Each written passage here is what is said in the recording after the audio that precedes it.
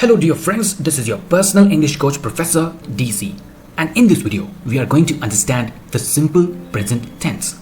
My plan is to walk you through the definition of the simple present tense, followed by the several occasions or situations or scenarios in which you should be using these tenses, and I'm gonna give you several examples of each situation, of each event, so that it is very clear to you as to when you should be using the simple present tense.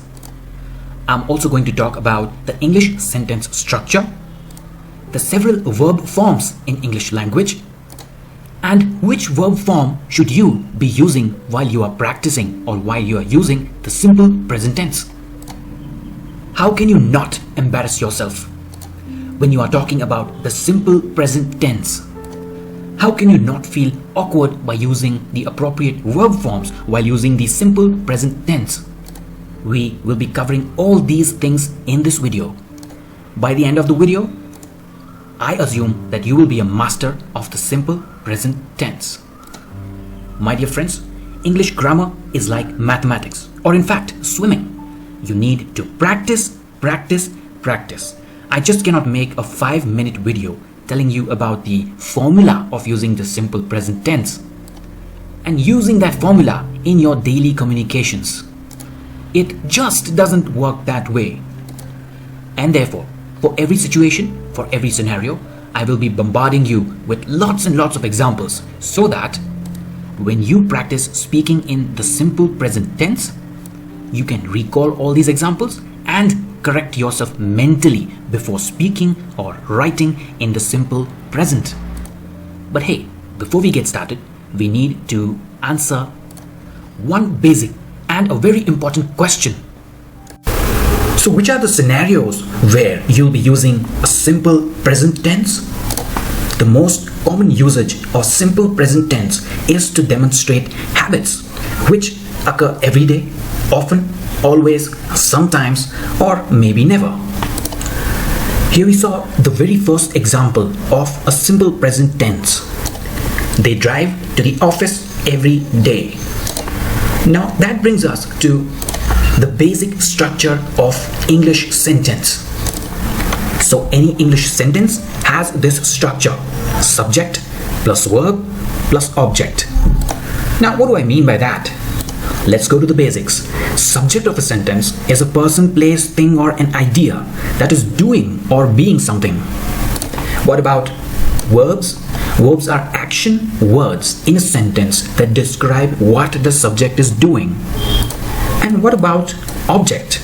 Object of a sentence is the person or a thing that receives the action of the verb. It is the who or what that the subject does something to. Alright, but why am I talking about the English sentence structure when we are dealing with tenses? That is only because not only the English sentence structure have to be kept intact most of the times, but also the verb forms have to be properly used depending on which tense are you working with. Now you'll say, we went from tenses to English sentence structure, and now you're saying that we need to also know about the verb forms. Now friends, that is the heart of using tenses properly. That is the crux of this concept. Now these so-called verb forms are divided into 3 parts: V1, V2, V3. There is also V4 and V5, but we will talk about that later. What is V1? V1 is the base form of the verb. V2 is past simple of the same verb, and V3 is past participle. Example, we can take the word blow. Blow is the base form, that is V1. Its V2 will be blew because we are referring to the past simple. And finally, blown is the past participle. But to understand the simple present tense, let's forget these two as of now. Let's just keep in mind V1. If you are dealing with simple present tense, you have to use V1. So let's take the same example. They drive to the office every day. Which is the verb here? It is drive. Can we use drove or driven, which is V2 and V3? It will be massively incorrect. So that brings us to the formula of simple present tense, which is nothing but subject, they, base form of the verb, drive, and the object, to the office. So keep in mind this formula, S plus V1 plus object equal to simple present tense. I have also mentioned the formula in my painting, subject plus base verb plus object. If you want, you can take a screenshot and save it for your reference. Now you might ask, Professor, we understood that in simple present tense I have to use V1, or you said base verbs. But how do I memorize all these base verbs? This is the very reason why people advise you to keep reading books, to keep reading newspapers, to keep listening to podcasts, to watch English movies with subtitles.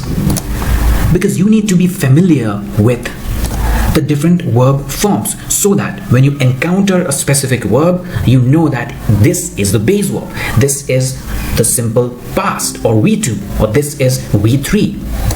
What I did when I was learning the verb forms, I used to remember all the verb forms by heart and then ask my mom or dad or friend to pick a verb and ask me its forms.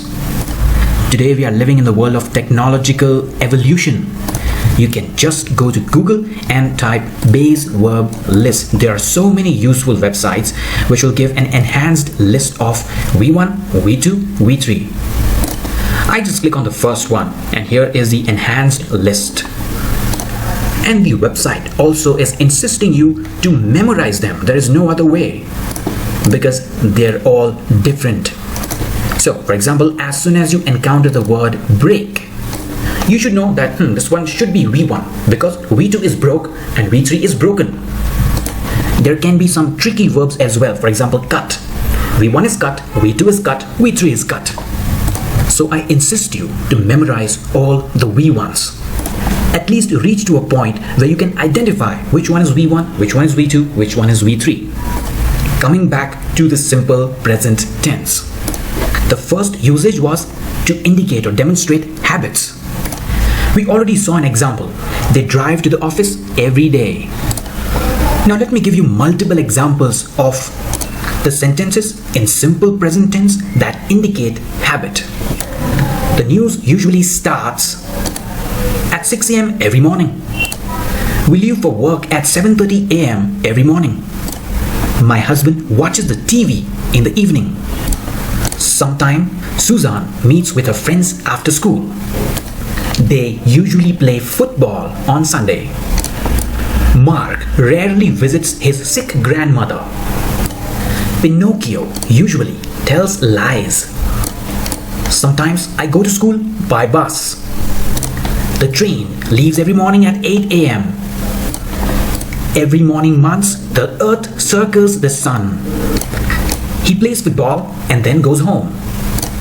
Friends, you have the opportunity to first of all identify the V1 and memorize it at the same time. My friends often draws nice posters. She does not come here very often. My father calls me twice a week. We go to the cinema once a week. At the weekend, we usually go on a picnic. She always forgets her purse. We catch the bus every morning. It rains every afternoon in the hot season. They drive to Monaco every summer. They watch television every evening. They go on a vacation to Bodrum every summer. He goes to work by bus every day. Tim sometimes works till 10 p.m. in the morning. The banks in Turkey open at 9 a.m. and closes at 5 p.m. The bus arrives at the station at 8 o'clock in the morning. It rains very often in the spring. So friends, here we saw 28 sentences which were in simple present and which followed S plus the base form plus object and which in turn indicated habits. So here we saw 28 sentences which demonstrates the use of simple present tense and especially when it comes to talking about habits. Why don't we try and find out the we once in all these sentences? Drive, starts, leave, watches, meets, play, visits, tells, go, leaves, circles, plays, goes, draw, come, calls, go,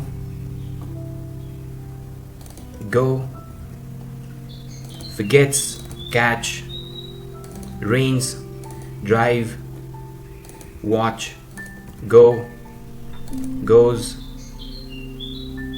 works, open, closes, arrives, rains. Again, what is the best way to remember V1, V2 and V3? You have to read and read. Read magazines, read newspapers, read books, read different forums and blogs, read grammar posts. Alright, so number one usage of simple present tense is demonstrating habits. What is the number two usage of simple present tense? We can use simple present tense to talk about something that is generally true in our lives. For example, cats like milk. That is generally true. Cats usually love drinking milk. Let's see some more examples so that you can get a grip of talking about things that are generally true in simple present tense. Birds doesn't like milk, obviously. Should it be does? No, it should be do not. Birds do not like milk. Berlin is the capital city of Germany. The elephant does not fly. London is the capital city of England. Hamlet is the play by Shakespeare. Now, as compared to the first situation, are we really talking about habits that sometimes or never or every day happen? No, here we are talking about things that are generally true. The elephant does not fly. That is generally true. That is true. Elephant does not fly. London is the capital city of England. That is something which is true. So, things which are generally true, you use simple present tense. Mount Everest reaches a height of 8848 meters. The river Thames flows past the House of Parliament. The Olympic Games take place every 4 years. The Earth travels around the Sun in approximately 365 days. California is in America. California is not in UK. Not in the UK, because we are talking about a specific country. Water freezes at 0 degrees Celsius or at 32 degrees Fahrenheit.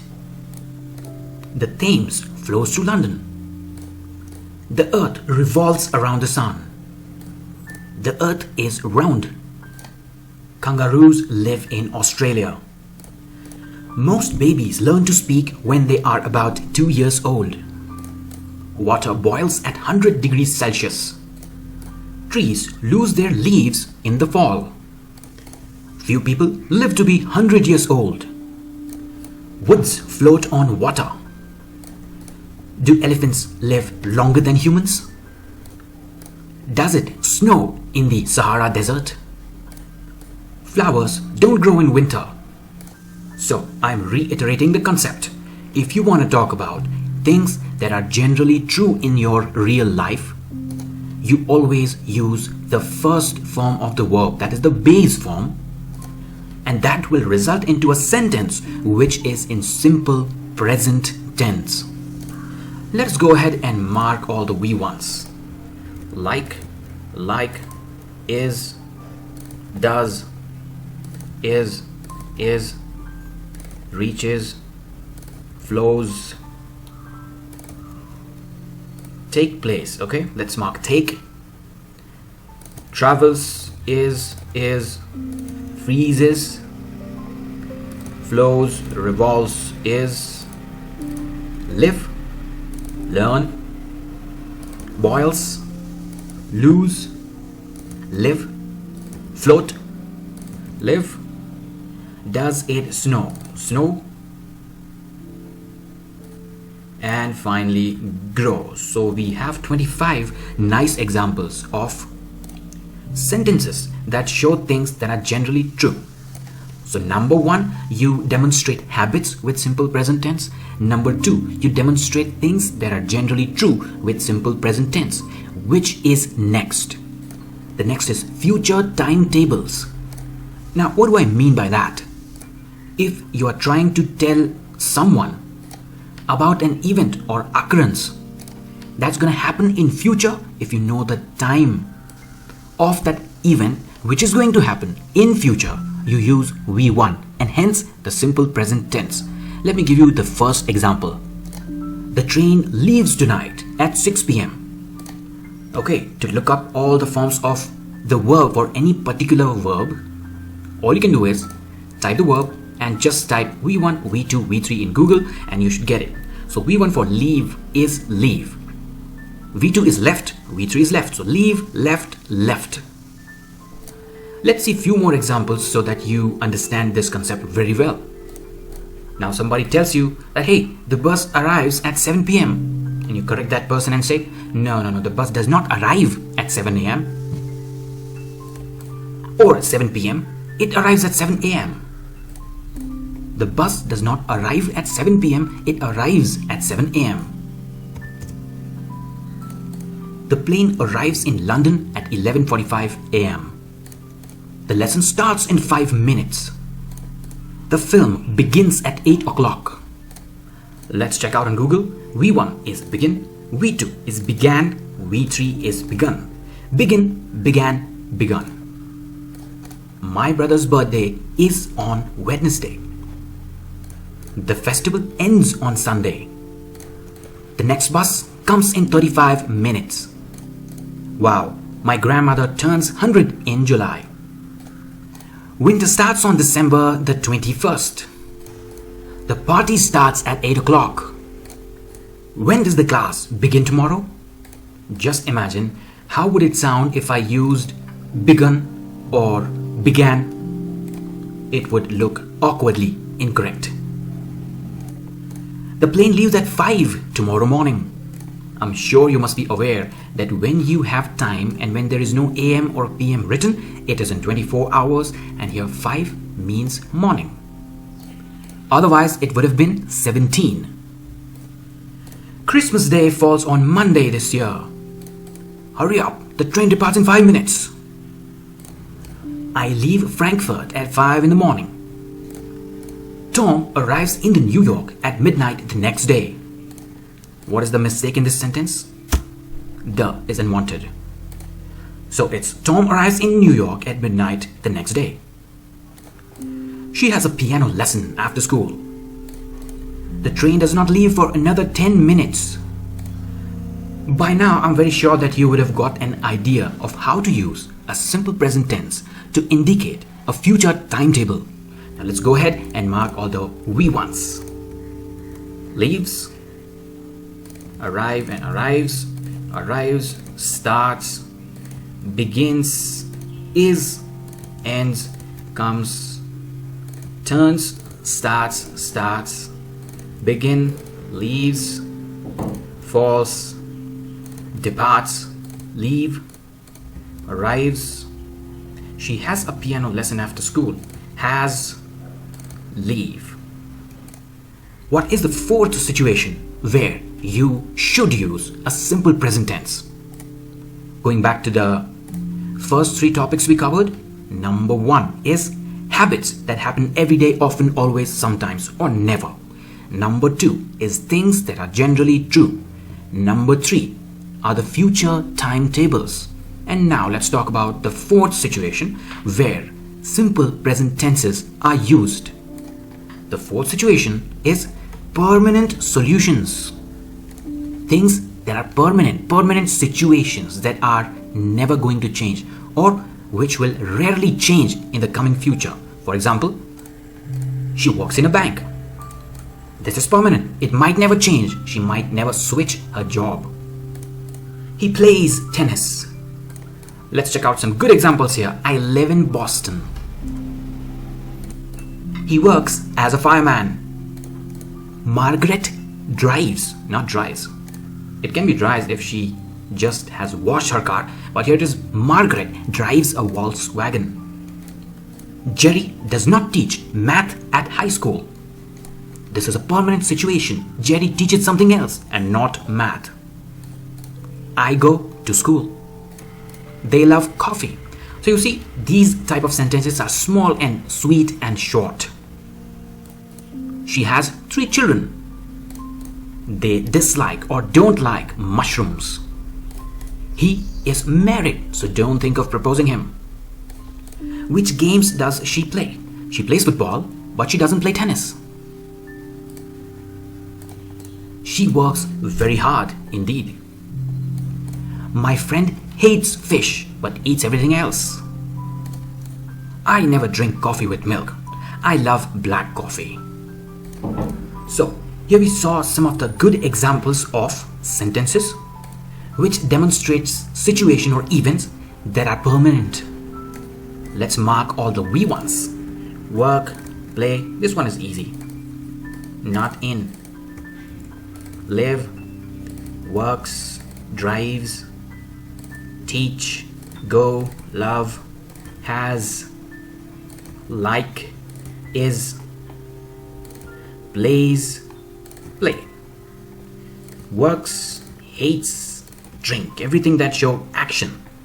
Fair enough, let's move on to the next situation where you should use a simple present tense, which means subject plus the first verb form, the base verb plus the object. Imagine a situation where you have visited your friend's house and you're talking about a movie or talking about a very famous play that you just saw, or you may be talking about a book. You're very excited and you want your friend to read that book or watch that play or film. Now you want to demonstrate everything that happened in that book or film or play to your best friend so that your best friend can also experience the thrill. Now, in which tense would you describe it? You got it right. It is in the simple present tense. You say, can you give me an example? Here it is. The hero dies at the end of the film. This can be a spoiler, you shouldn't reveal everything about the movie, but here the friend already reveals the secret. He says the hero dies at the end of the film. But whether the hero dies or not, for us, what's important is the sentence is a simple present tense. The sentence is in simple present tense. You might say, now I read a book in which there's a man who is traveling through Europe, who travels through Europe, where he meets different people and visits different places. All the verbs are in V1, the base form. So, second example is a man travels through Europe where he meets different people. This is the brave new world and ideals of love and family are most common. Now there's a boy in your school who is madly in love. All the time he rushes to her beside and sits there watching her, staring at her. Can you imagine that? Even the teachers cannot understand why little John is unhappy when he has scored really well. You know what? I read a book in which an army invades Britain. I watched a film and in that film, the main character is very pretty and works in a bookshop. I went across my street and I saw a play unfolding.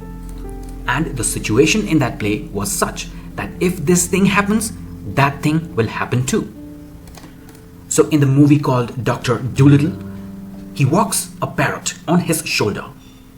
Or you can say he walks with a parrot on his shoulder. And then you tell your friend, you know what, in the new movie, the hero plays a part of a brave cowboy.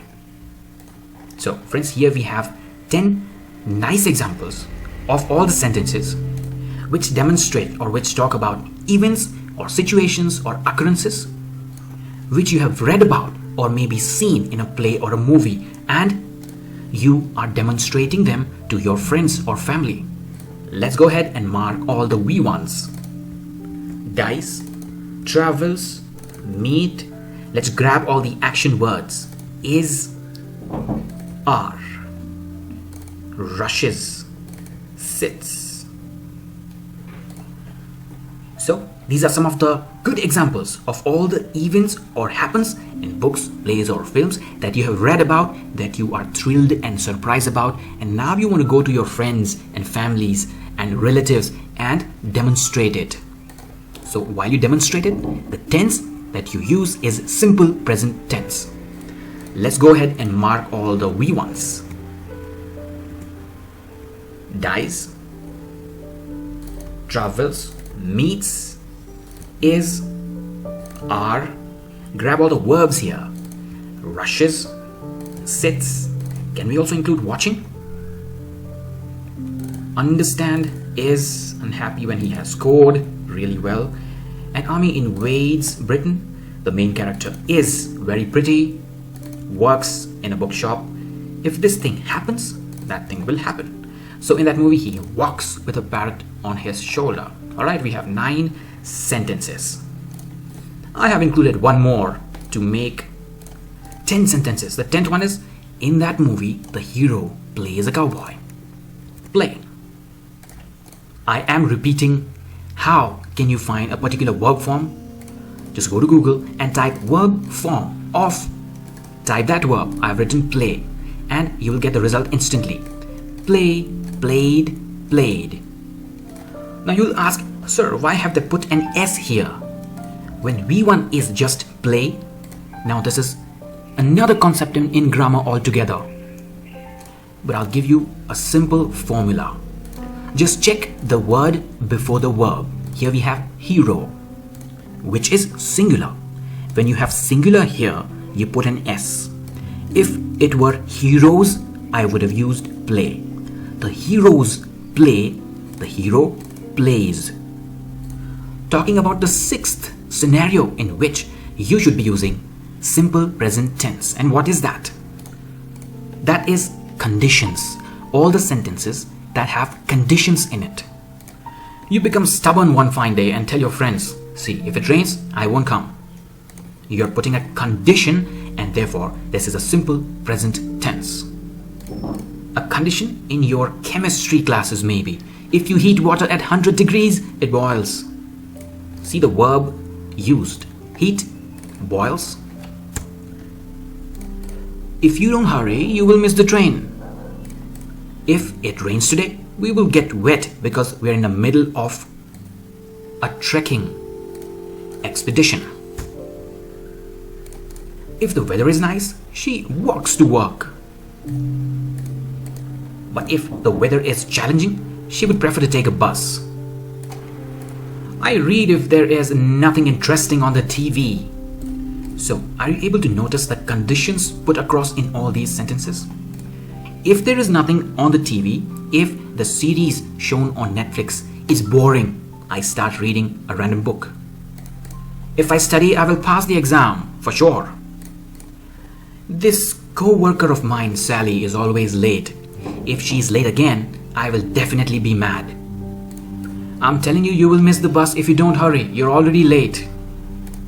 All the people surrounding you are into their mobile phones, so nobody will notice if you make a mistake. Here we have the police encountering the thief and giving a warning. If you don't drop the gun, I will shoot. Now here we have roommates who are putting conditions. Or we can imagine a mother and a teenage child.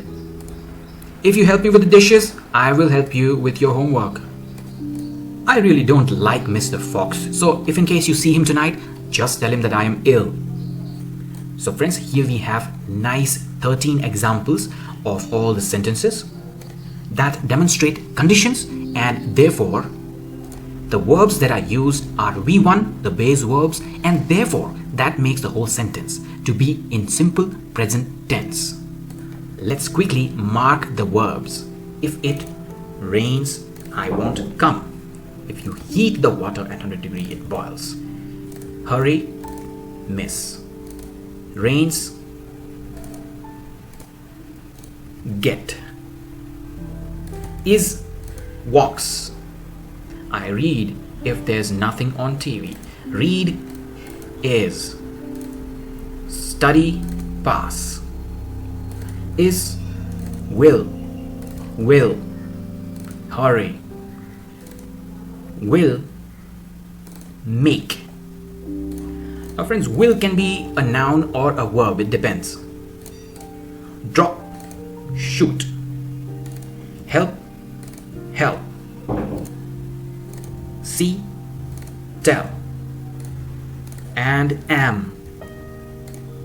So, let's summarize. You use simple present tense to demonstrate habits, to demonstrate things that are generally true, to talk about future timetables, to talk about permanent situations, and to talk about events or happens in books or plays or films, and finally something that we saw, conditional sentences.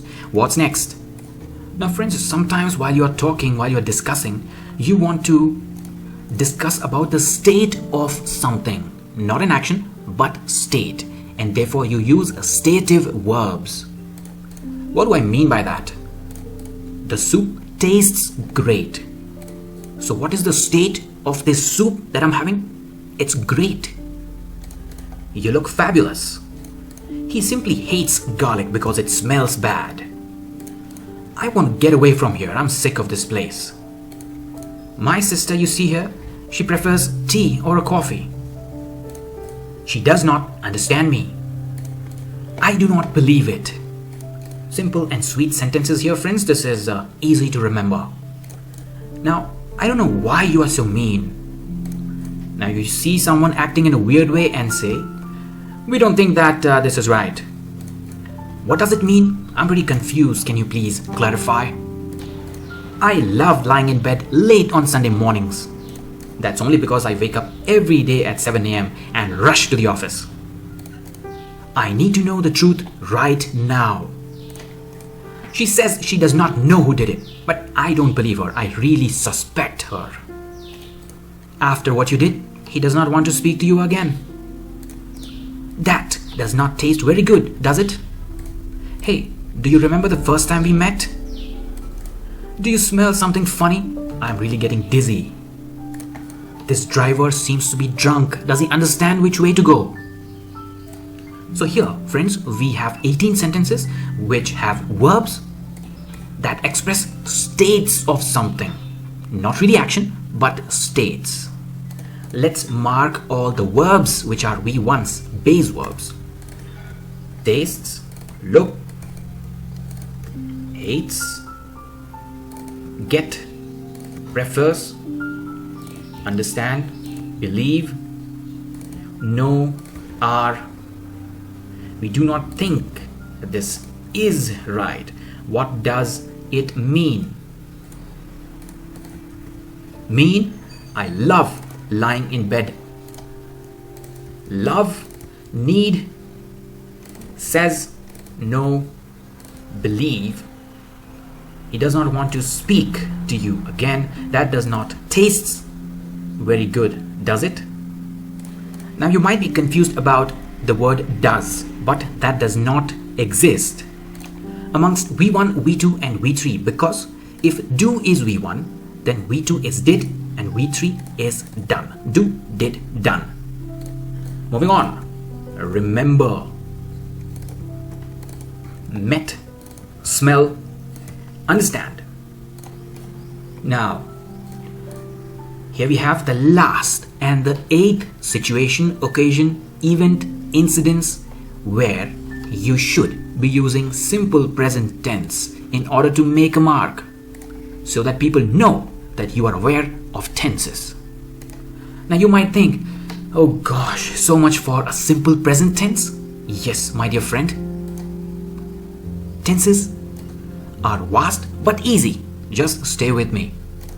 So friends, in English, we use these words when, until, after, before, as soon as, and then the remaining part of the sentence talks about the future.